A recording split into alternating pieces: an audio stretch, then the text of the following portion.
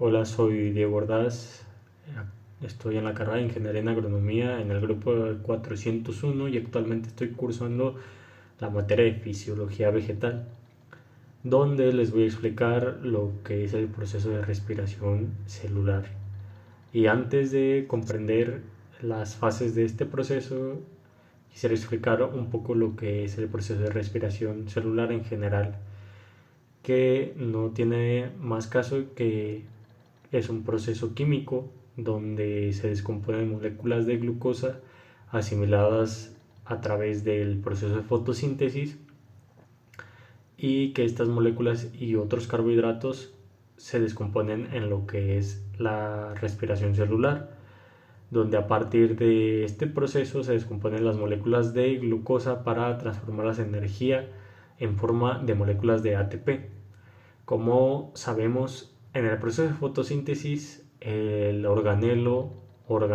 encargado de este proceso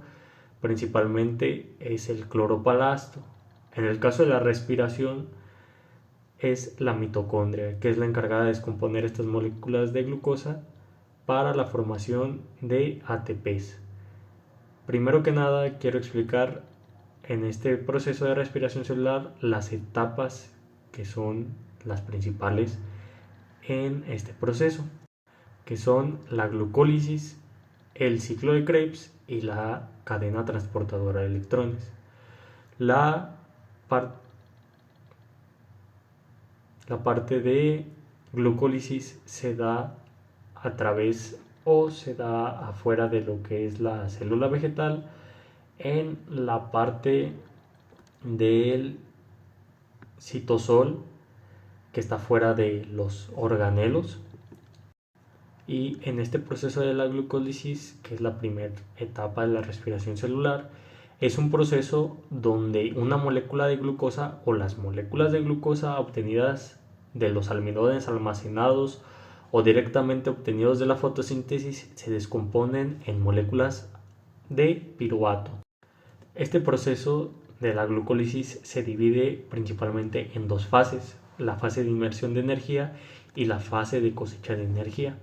donde en la fase de inmersión de energía la célula utiliza dos ATPs para activar las moléculas de glucosa.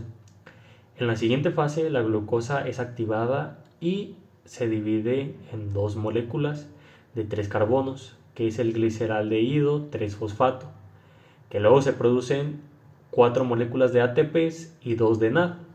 para tener un resultado neto de dos moléculas de ATPs y dos de NAD, y por supuesto dos moléculas de piruvatos, que estas son las moléculas que van a entrar al ciclo de Krebs para descomponer la glucosa y obtener la energía. La glucólisis es un proceso esencial para proporcionar energía inmediata en las plantas, lo cual va a activar moléculas precursoras necesarias para otros procesos metabólicos, como es la síntesis de aminoácidos o de algunos lípidos. Como lo podemos ver en la imagen, vemos un poco lo que es el proceso de la glucólisis, transformándose o descomponiendo esas moléculas de glucosa y convirtiéndose en moléculas de ATPs y de NAD. Al obtener esas dos moléculas de piruvatos, a través de la glucólisis van a entrar esas moléculas a lo que es el ciclo de Krebs,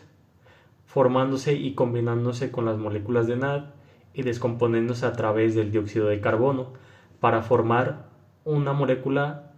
o moléculas de acetil-CoA, donde estas moléculas se descomponen para generar o liberar más energía en lo que es el ciclo de Krebs, o también conocido como ácido o ciclo de ácido cítrico, que es la segunda etapa de la respiración celular, donde este ocurre principalmente dentro de las mitocondrias, específicamente en la matriz mitocondrial, donde principalmente esas dos moléculas de piruvato o cada molécula de piruvato se convierte en el acetil-CoA liberado por el dióxido de carbono, como ya lo había explicado, y por cada acetil-CoA que entra al ciclo de Krebs se producen tres moléculas de NAD, una de FAT y una de ATP, para liberar dos moléculas de dióxido de carbono o CO2. Al tener dos moléculas de piruvatos, pues claramente se producen lo que son dos vueltas en el ciclo de Krebs para descomponer esas dos moléculas y generar la suficiente energía para enviar la energía a realizar la última etapa, que es la cadena transportadora eléctrica. Otro de los puntos principales o de la importancia del ciclo de Krebs en las plantas es suministrar la energía de ATP para procesos como es la división celular, el transporte de nutrientes y la biosíntesis de compuestos esenciales. Generar precursores como son los aminoácidos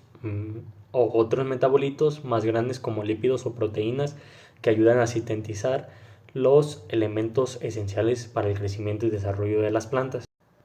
Al combinarse las moléculas necesarias de acetil-CoA o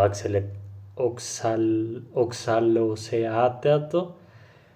en el ciclo de Krebs y a través de la matriz mitocondrial van a pasar a lo que es la cadena de transporte de electrones, que la cadena transportadora de electrones en las plantas es la última etapa o el último paso de la respiración celular, donde se produce la mayor cantidad de moléculas de ATPs.